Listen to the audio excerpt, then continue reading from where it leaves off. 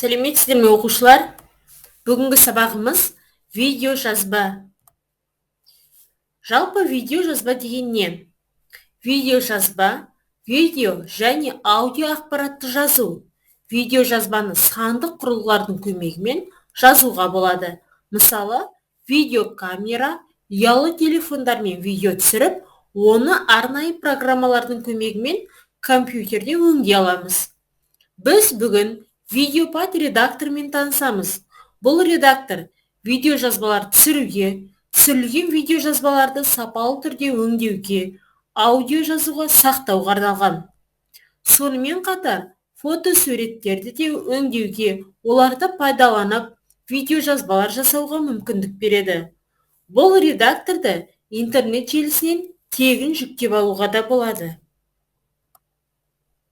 Видеопад редакторының терезесі. Бұл жерде мәзір жолағы, файлдар тақтасы, құралдар тақтасы, алдын ала қарау тақтасы, уақыт көрсеткіші, аудио жолы және видео жазба жолы орналасқан. Видеопад редакторында файлдарды қалай жүктейміз? Видеопад редакторында файлдарды жүктеу үшін құралдар тақтасынан файлды кірістіру батырмасын басамыз. Ашылған терезеден қажет файлды таңдап, ашу батырмасын шертеміз. Жүктелген файлды белгілеп, тінтуірмен жібермей ұстап тұрып, видео жазба жолына орналастырамыз. Видео жазба жолына файлдарды жүктеу және орналастыру терезесі. Видео жазбаны алдын ала қосып көру үшін ойнату батырмасын басамыз. Біле жүрейік, видео ақпарат, көремін, қараймын, видео жазба түрінде арнайы программаның көмегімен жазылатын ақпараттар. Міне қызық, Вайн шағын видео жазба, ал оларды түсіріп, желіге жүктейтін адамдарды вайнерлер деп атайды. Ең қысқа вайнның ұзақтығы 2 минут шамасында болады.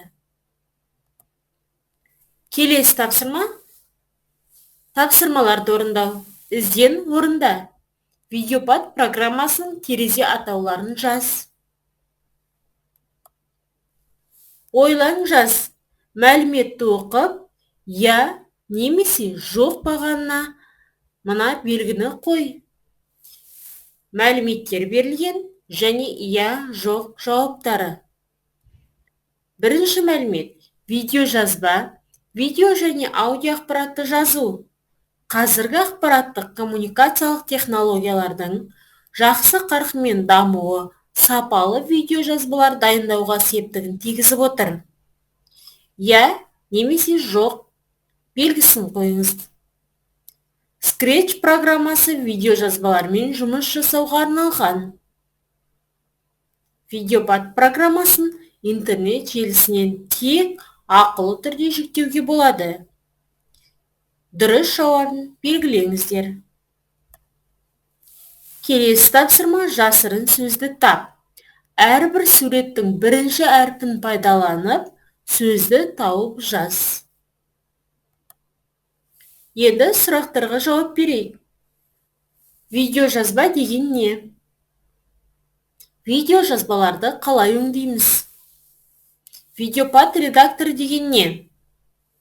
Видео жазбаны алдын ала қосып көру үшін қандай батырманы басамыз?